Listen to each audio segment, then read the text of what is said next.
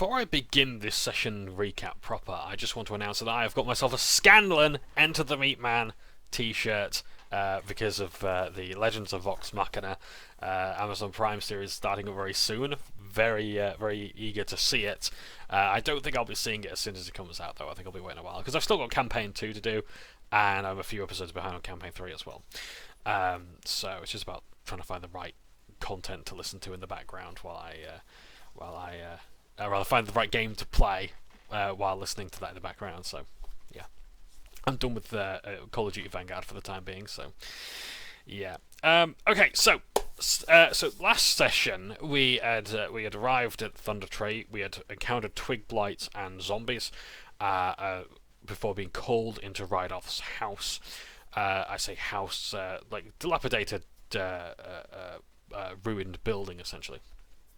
And he had told us that he will give us information on, well, he's already given us information on Cragmore Castle, but he's also told us as well that he may even escort us to Wave Echo Cave, because we had a very tough time persuading him, but ultimately did. And he may even give us some help with the dragon as well if we come to blows. So we shall see how that goes. Yeah, so we led a long rest, and Eliza had encountered, as she was having the last watch, she had encountered the young green dragon roaring into the sky and taking off, I think, towards the east, into like the Neverwinter Woods to hunt. It doesn't seem to have any sort of schedule or routine. It just seems to go around like very early morning. And we decide now's the time to leave. Now that the dragon is awoken, it's away. We can travel Thundertree quite easily. Well, I say quite easily, more easily than if the dragon were there. So we decide. Excuse me. We decide that we're going to leave at this point. Now we're going to go through with the plan of, basically, we're looking for these black-cloaked figures who had fled the tower. We couldn't tell how many there were. There wasn't a specific number given that Rydoth had seen. So, Shori is going to cast Comprehend Languages, and nearer the building where they're staying, she's going to cast Invisibility and try and listen into their plans and things like that. We learn as well that the zombies mostly wander at night, but can still travel if they detect noise. We think about the possibility of luring the zombies to the dragon's tower, but it's a very risky plan and requires... I mean, we've already seen, or rather we will see in this session recap, how difficult it is to minor illusion things. So... It's going to be a bit difficult, but we'll see how that goes.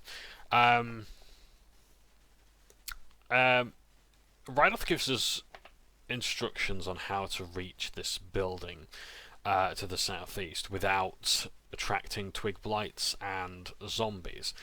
Although I think we would have had a better time if we just went where we did before, which was like east. That's it. Because we had encountered some rather nasty beasties along the road. Eliza and Ellie decided to go up ahead. Ellie's player couldn't make it. I think they had something crop up at the last minute. And Eliza's player as well, unfortunately, caused themselves an injury and put their leg in a cast, so we of course wish them a very swift recovery. So Eliza and Ellie go forth. Eliza rolls a natural 20 plus 4 for stealth, and Ellie rolls 15 for stealth. So they're going ahead, and... they're going along this northern road, and they and Ellie's feet start to get stuck all of a sudden. Or not stuck, but she's having great difficulty traversing the terrain. And Eliza's only just noticing this as well. And Shori as well, standing not far behind as well, is sensing something isn't right about this place. The party is ambushed by 2 giant spiders, and later on 3 younger spiders. So yeah, the initiative count is the spiders roll quite well because they get like an 18 initiative. Eliza and Ellie both roll 17. Emil rolls 15. Shoria rolls 2, and I don't know what I got. I think I got like... I've said this before, but I consistently roll 1s for initiative, and I did in the next combat after this one. Yay. So we find out that Ellie's stuck in these webs, and the giant spiders are just trying to just eat her, basically, and trying to cocoon her in web, and try and restrain her. But fortunately for Ellie, our Ellie Toskobel, our halfling rogue, they just completely miss. They just completely miss her, so that's good. But she takes a lot of damage. Like, she takes like a total of 16 damage, 7 of which is poison. Yeah, very, very painful indeed. I think she took like 9 piercing damage and 7 poison. Although fortunately she wasn't poisoned. She didn't suffer the poison condition and all the effects that come with it. I don't know how poison really works in D&D. All I know is that like mountain dwarves are resistant to it, and halflings are. Yeah.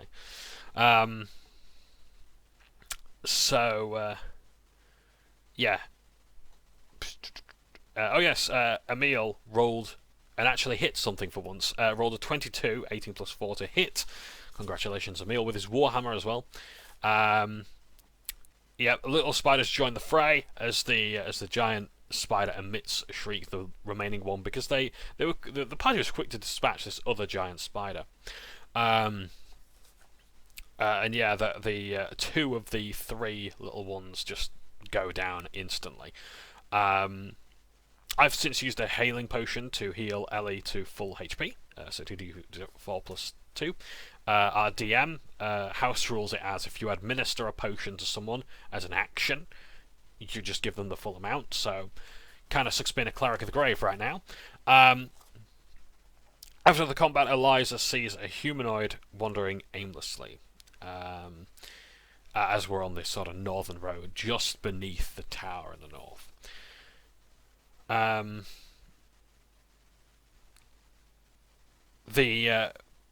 And as we're sort of hanging around this building where these spiders were, we see that this building was like a store or a workshop, and we're starting to wonder, like, what's in there that could be of any use. I ask as Garveld, should we check it out? And should we check it out? Sorry, I don't know what I haven't done my character's accent in so long, because I'm really shy still. I don't know why. Yeah. Oh, I believe we should check it out. That was it. That's got it. Yeah. Yeah. Should we check it out? And Emil says no. Like, do we really want to encourage any more bad things there? Oh yes, as well. I used my create bonfire for once to light a bonfire on the webs, and I think it did like 3 or 4 fire damage to the spider. So that's good. So I burnt away some web, and yeah, and fortunately Ellie was freed from the webs but wasn't damaged. So that was good. So close break there, but still. Eliza and Ellie are going to continue on. So we ignore this building covered in web. I was tempted to cast create bonfire in there just to burn away the webs, but I don't really want to cause any more drama and slow the group down. And I should. I should say, no, I'm staying here to do my holy duty. I want to fight these zombies. I want to bury people. That's what I'm here to do. This is the last time I ever play a character with any motivation. Because I'm not assertive enough to say, no, I'm going to stay and do my character's thing. Yeah? That's it. It's like, you know what, I'm going to play my Minotaur rogue roadie in Emil's player's homebrew campaign, because he has nothing to do but carry things about and hit people. That's it. I can do that, no problem. I'll do the skill checks as necessary, but I don't have any backstory to be beholden to. So yeah. Anyway, moving swiftly on. Eliza rolls 13 and Ellie rolls 18 for stealth. Eliza notices that the humanoid figure has stopped, covered by the building. They're in the brush. Then they're heading south. So they're wandering aimlessly, clearly with no direction whatsoever. So we're wondering that this is undead. And yeah, Ellie can basically have like a guess that this is one of those zombies. Yeah, so it's quite possible as well that there's undead to the east too. We carry on further east. There's dilapidated cottages, northeast, an intact building, and as well as a stone statue stands of a human man holding up a sword by the name of Palion. Palion the Brave. I would have actually liked to have asked if there's any significance to this person or statue, but I didn't because, again, I'm not assertive enough. Like, when it comes to, like, treating this as a tactics game, no problem. But actually role-playing, actually wanting to say something, can't do it. No idea why. So, we carry on. There's some shadows, but no movement in the northeastern building that we can see. This building that's intact, there's windows, but we can't really see it all that much without risking the possibility of anything in there finding us, because there could be worse things than zombies here, or it could be loads of zombies, because we will later see that there are quite a few in this place.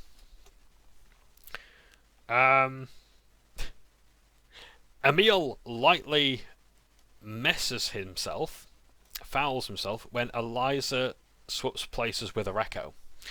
And this happens quite a lot. This has been a running theme throughout this session, that whenever Eliza swaps places with Areko, because that's something you can do as an Echo Knight, it's really cool.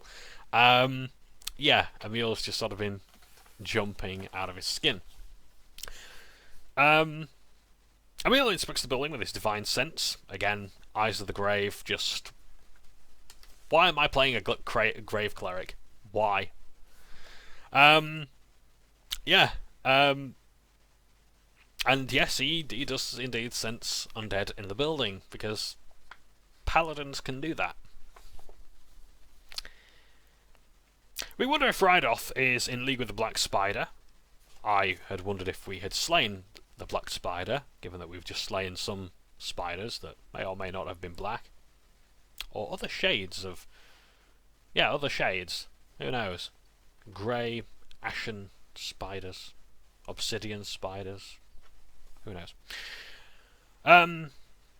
Yeah, so we have to wonder if he's in league with the Black Spider, because his directions seem to be a bit off. So that's what Emil's thinking. Elias is sort of agreeing, but Shoria and I were thinking, well, these are the directions he's told us to go southeast. Like, we could have just walked through the zombie horde, but this is perhaps a safe route.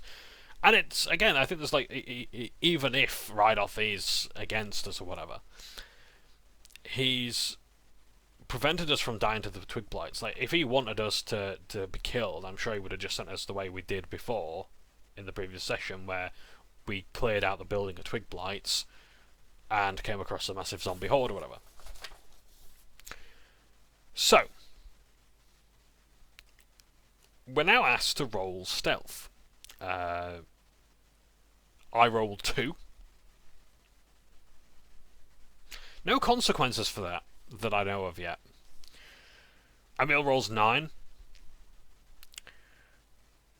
Shoria rolls a natural 20 for stealth, well done.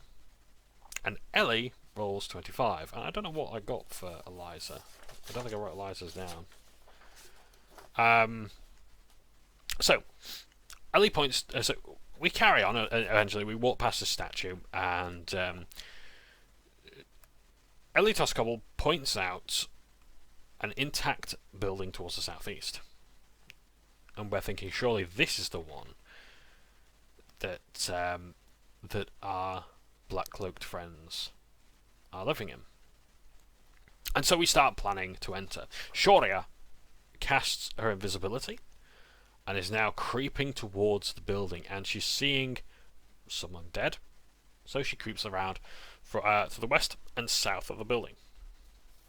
back where near where that black border of the map is. And I do ask, if we cross that map, like, that border, do we die? And apparently no. If we cross that border, we go to the other side. So, like in the old Mario Brothers arcade game. So, that's good to know. It could have been a minefield, could have been a force field or something. Who knows?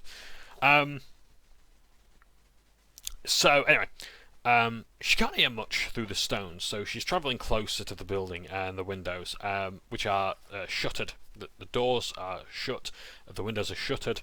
There's no glass to the windows, from what I understand. And there's movement, there's meandering. But it's not undead.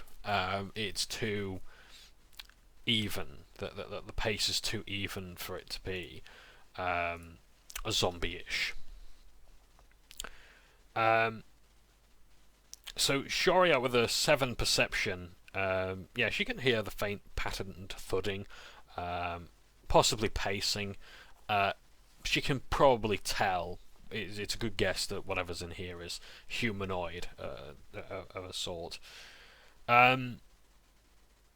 However, Eliza starts approaching as well, and with a 20 perception, she could tell that the footprints sound like they're definitely from the living than the dead.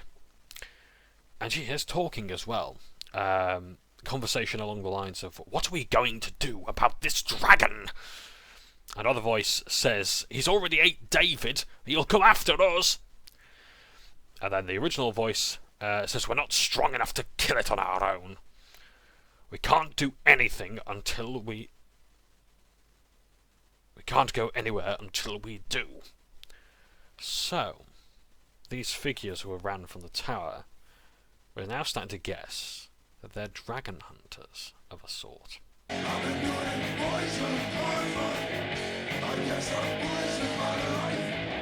Amazingly, Eliza can tell that they seem to be humanoid. They are speaking common, and they appear to be human, or at least one of the core races from the PHB. She can also tell as well that they're strained, they're stressed, they're tired after having run away. And the first person was angry. They spoke with authority. And the second person who spoke, the one who said, "He already ate David, he'll be after us," it sounded more like a subordinate. Not as more of a follower than a leader. We start to wonder if they have a bounty on the dragon. So now what we're thinking is, how are we going to get into this building and talk to these guys, if we want to talk? Because it seems as though we have a common goal. We both want the dragon dead or gone. But how do we do that? We're going to find out very soon. So in order to do that, Shoria is thinking that she might use a minor illusion to draw the undead away. Strangely as well, this is something as well that if they're going to do a revised version of D&D in 5th edition in 2024, it would be really nice if they actually said what the range of these spells actually was. There's no way that a minor illusion sound is only going to travel in a 5 feet cube. Yeah? It's surely a voice can go further than a 5 foot cube. Because if you're outside of that 5 foot cube, then how are you going to hear it, you know? Because you can like drum beats. Like drum beats or a lion's roar. It's one thing to center on it. Center that on the 5 foot cube. But for it to not travel that far, it's like Thunderwave, I think, or Thunderclap or whatever. It actually says it's 100 feet. It makes a noise of 100 feet, so it'd just be nice, you know? So, just before we have a break as well, Emil's player kindly reminds Shoria that if she casts a minor illusion, her invisibility will break. Something to consider. We turn from our break, and Shoria definitely goes with the idea of using her minor illusion to have the voice of a young lady going, "Oh no, I've fallen and I can't get up, and my knees are covered in honey. Zombies like honey." And I'm constantly asked about like, what do zombies eat? And I don't know. So I just say, well, I don't know. Oh no, my arteries are cut, and oh, there's blood everywhere, and oh, lots of yummy meat. It would be awful if there were some zombies nearby. That's a lot of words to fit into a minor illusion, but still. So anyway, the zombies respond. I think there's some roles, some hidden roles are done by DM Michaela, and they start moving north into the brush. And our DM is also as well made on the map the 5-foot cube where this noise is being made. But they're still travelling, and there's about 1, 2, 3, 4, 5. I think there's about 6 or 7 zombies that we know of. Yeah, there's 7 zombies that I could see through line of sight, and I think about 5 of them were responding to this illusion. So Eliza then tells Echo to knock on the door while these creatures are distracted. And then she swaps places with them. And then she's going to swap places with them to try and talk to the people behind the door. Eliza asks Ellie, "Are you feeling adventurous?" And she says, "Not after those spiders, I'm not." So I don't blame her. So yeah, so Eliza's going to do the talking. Eliza, as she's knocking on the door, swapping places with her Echo now, rolls a 6 for stealth, and everyone is howling at this idea that she's right there. There are zombies 5, 10, 15, 20, 25, 30, 35, about 35, 40 feet away, just in like knee-high brush or whatever, investigating this noise. The zombies haven't noticed her yet. They're moving to her, and and now they start moving to her, and she's knocking on the door, going, "Let me in, please. There's undead," you know. Again, the Eric Andre meme of "Let me in, let me in." So, Emil, as we're now entering combat, well, not entering combat as such, but we roll initiative just in case combat kicks off. Emil rolls protection from good and evil on himself for this plan, for the silly plan, or so he thinks. Eliza rolls a 70 persuasion, and one of the people at the door agrees to let them in. They've got their weapons readied in case the zombies come in. But Eliza's manages to persuade them to come in. And Emil will keep the rear guard as we're funneling it. Oh yeah, that's right, she's asked if my friends can come in as well. And the house is slowly but surely getting surrounded by these strangers, like Shoria's at the window, tapping away at the shutter, saying, "Look, we're friendly, but we want to come in. Like, or do you want to come out of the window and lead the zombies into the building?" Ellie, as well, decides that she's going to go all the way around the building to the south end, I think, and climb in through the window. So all this is going on, and slowly but surely now the zombies are noticing Eliza, and they're funneling in. So,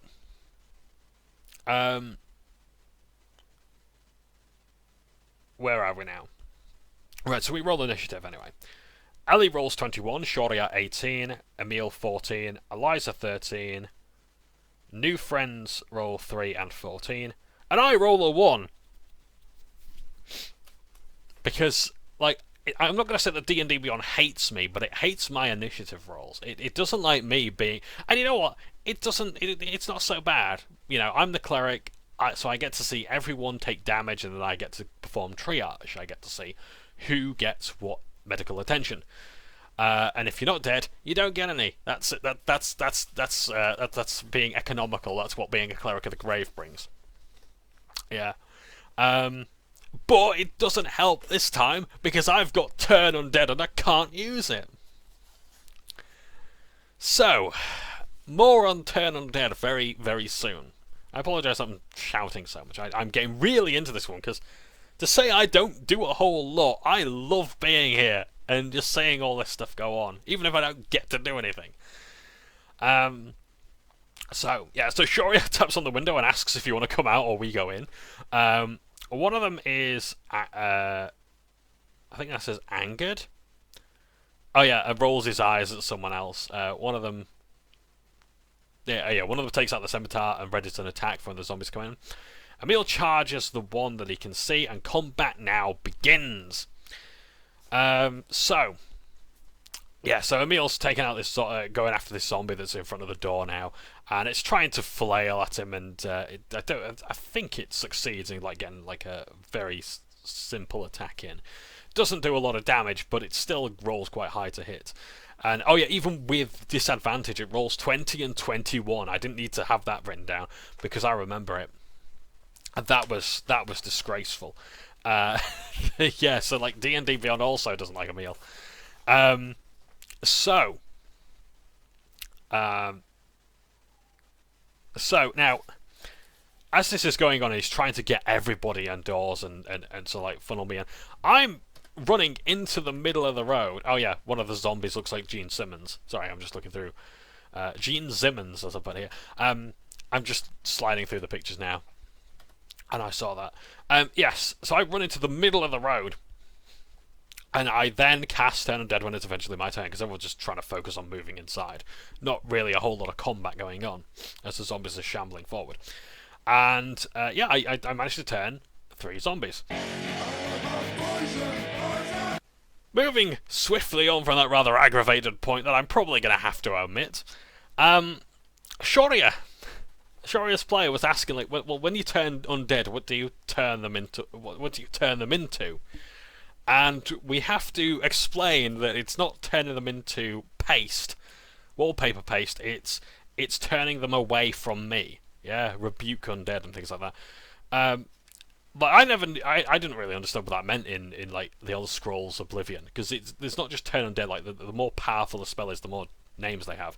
So you've got greater healing and superior healing, and then you've got things like turn undead and rebuke undead, and the words get even more it's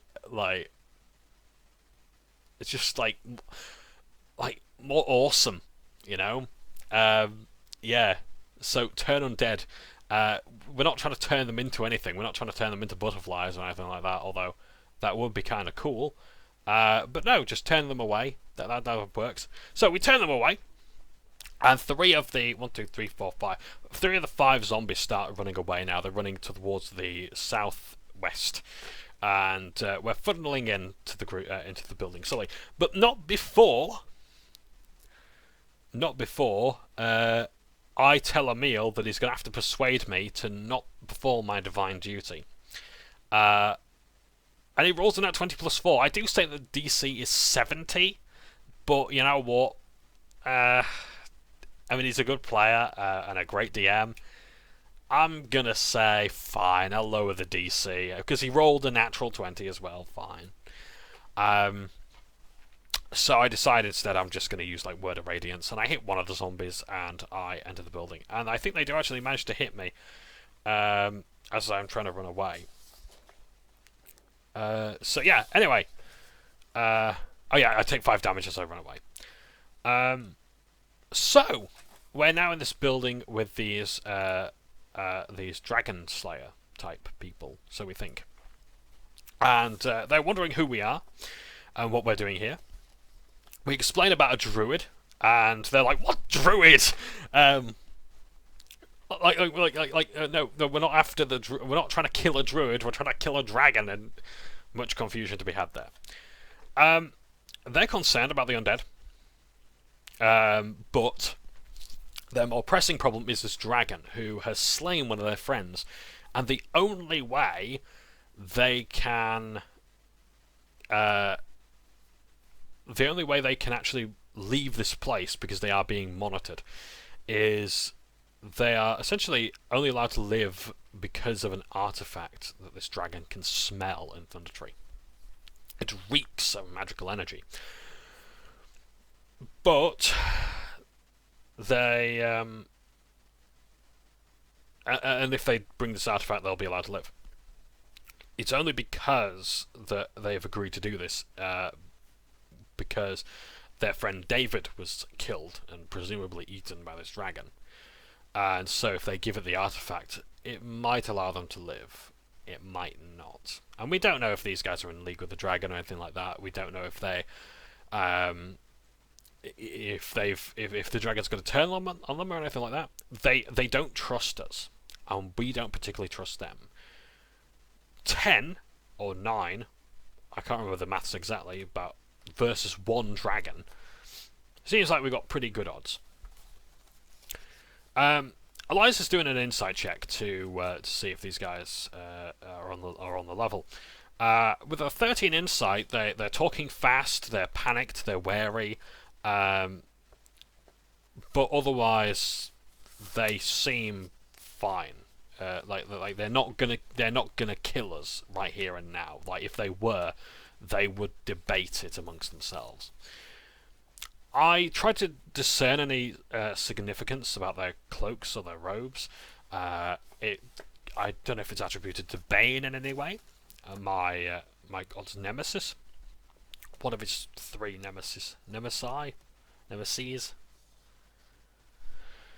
No symbology or historical religious significance to the black robes cloaks. Okay. They're from a few other places. They're very suspicious. At least to us. But we can't really discern all that much. We exchange names. And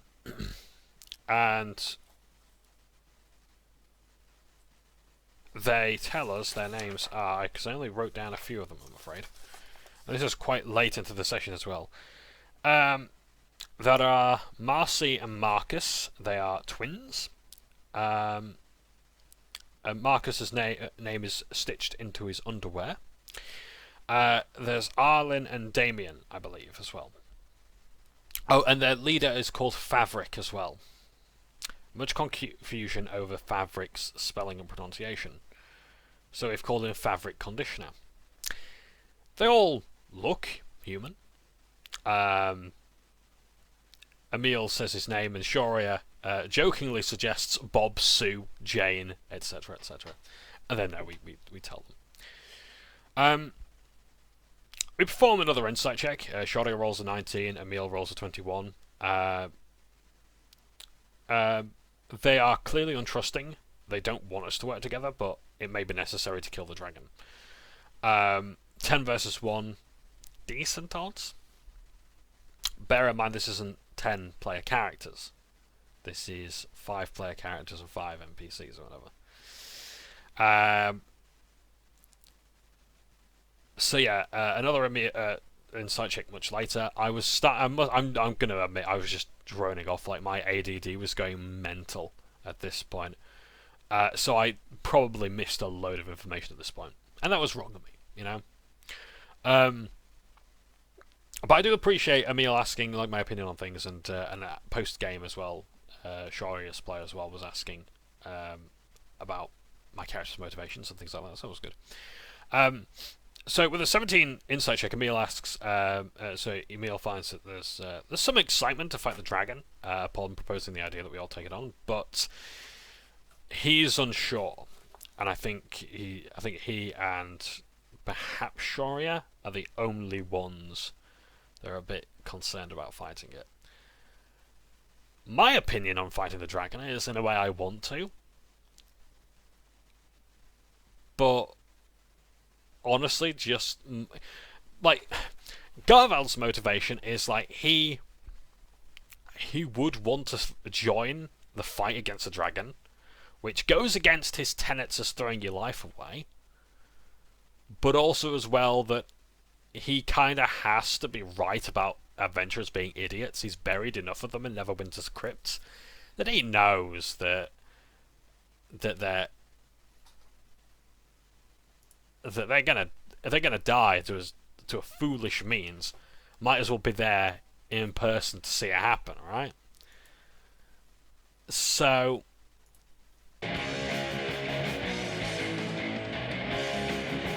It looks as though, anyway, after much debate between the party and post-game chat, we reckon, and I think as well, Emil rolls another persuasion check to persuade the party. 23, 17 plus 4. No, that's not right. 19 plus 4. I do apologise, can't read my own notes. He rolls a 23 to persuade the party that, look, we really should be going after Gundren. It's been about 6 days that he's been a captive. He's not a dwarven warrior, alright? He's not trained, that we know of, to stand interrogation. He might be dead, for all we know. And we've got money enough to rescue him. And we'll get money enough to rescue him. And if he's alive, we can take a share in the profits of the mine. We shall see. So we think that next session we're going to go to the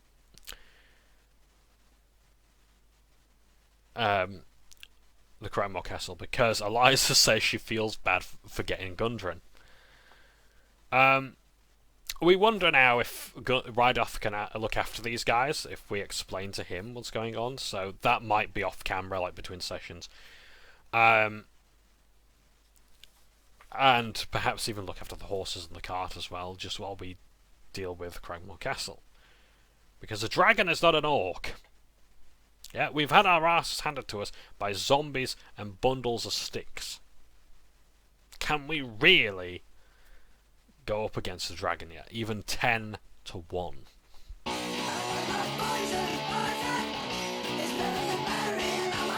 I apologise for meandering so much. It's just that there has been so little to record. Like, when I cut out the notes of the combat, there's so little to record unless it's like significant rolls or whatever, so we shall see.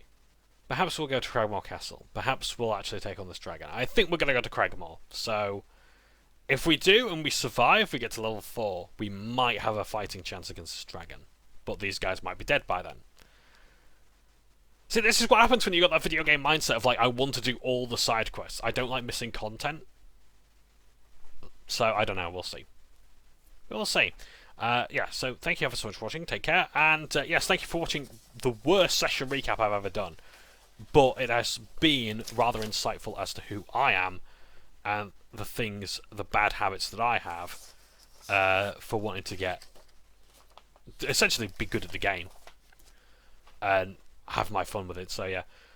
So I shall leave you to it. Ta-ta for now.